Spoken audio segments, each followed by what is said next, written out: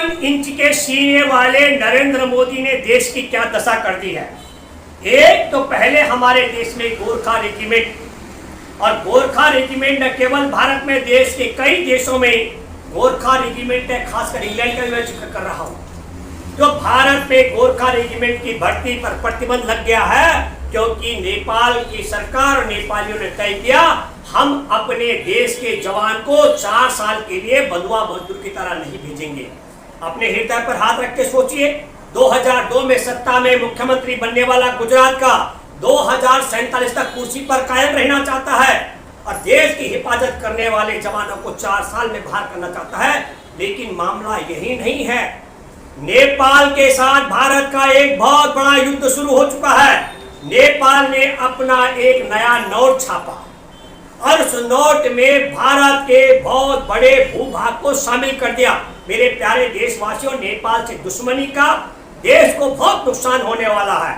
अब होने वाला क्या है, अगर भारत में हमने जो नया नोट नेपाल ने छापा, उस नोट में भारत के भूभाग को दिखाया गया है और भूभाग भारत का शामिल हो और उस रुपए के प्रचलन को यदि हमने भारत में चलन में लाने दिया तो भारत की तरफ से घोषित मान्यता मानी जाएगी कि नेपाल का हिस्सा इतने बड़े भूभाग पर माना जाएगा। और अगर हमने भारत में नेपाल के नए नोटों का प्रचलन शुरू नहीं होने दिया तो भारत के और नेपाल के आर्थिक संबंध खत्म हो जाएंगे।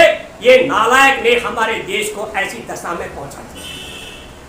हमारे देश में लद्दाख में तमाम जो भूतपूर्व सैनिक हैं और जो सेना जो लद्दाख में ड्यूटी कर चुके हैं वो सब जानते हैं, वहां पर शैतान सिंह चौकी है हमारे देश की, उसको ध्वस्त कर दिया है चीनी सेना ने। हम लद्दाख की बात कर रहे हैं जिसे बड़े भूभाग पर चीन कब्जा करके बैठा हुआ है।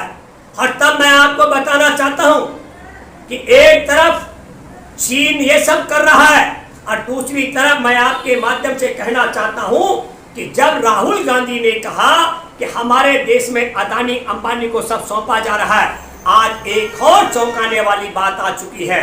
नरेंद्र मोदी ने एक बड़ा आरोप लगाया कि अदानी और अंबानी ने टम्पू भर भर करके काले धन के नोटों को कांग्रेस तक पहुंचाया है।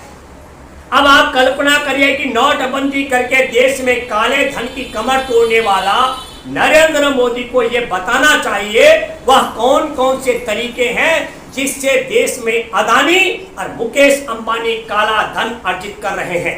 नरेंद्र मोदी को देशवासियों को बताना चाहिए कि अदानी और अंबानी के काला धन अर्जित करने के तौर तरीकों को अभी तक नरेंद्र मोदी ने क्यों नहीं तोड़ा।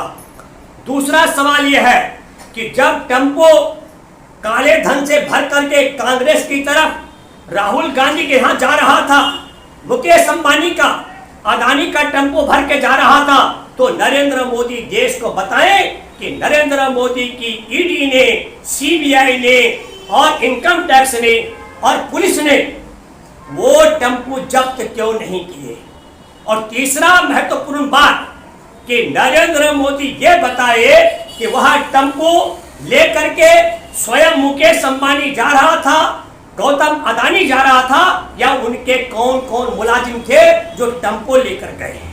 और दूसरा सवाल आप सब देशवासियों की तरफ से हम कांग्रेस से पूछना चाहते हैं कि कांग्रेस के पास, अगर राहुल गांधी के पास मुकेश अंबानी का और अदानी का काले धन का टेम्पो नहीं पहुंचा है तो उस काले धन के टेम्पो जो मुकेश अंबानी के हाथ से चला था, जो गौतम अदानी के यहाँ से कांग्रेस के लिए चला था, अगर वो कांग्रेस तक नहीं पहुंचा तो उसके अपहरण करने का मुकदमा नरेंद्र मोदी पर दर्ज कराया जाना चाहिए।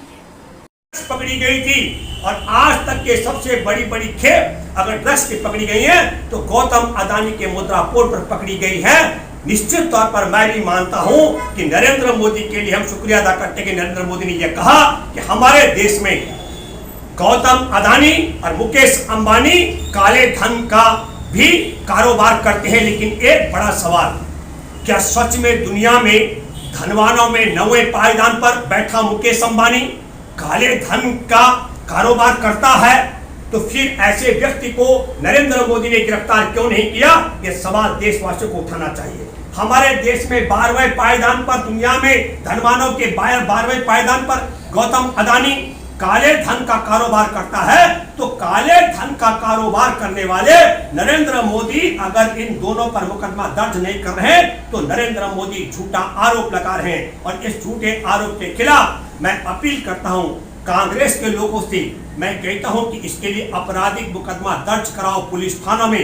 और क्योंकि यह भाषण तेलंगाना में दिया गया था, तेलंगाना में कांग्रेस की सरकार है और वहां पर कांग्रेस की सरकार की जिम्मेदारी बनती है कि नरेंद्र मोदी के इन आरोपों को लेकर के पक्का मुकदमा दर्ज होना चाहिए और फिर अदालत से आदेश लेकर के नरेंद्र मोदी को रिमांड पर लिया जाना चाहिए ताकि रिमांड पर लेकर पूछा जा सके।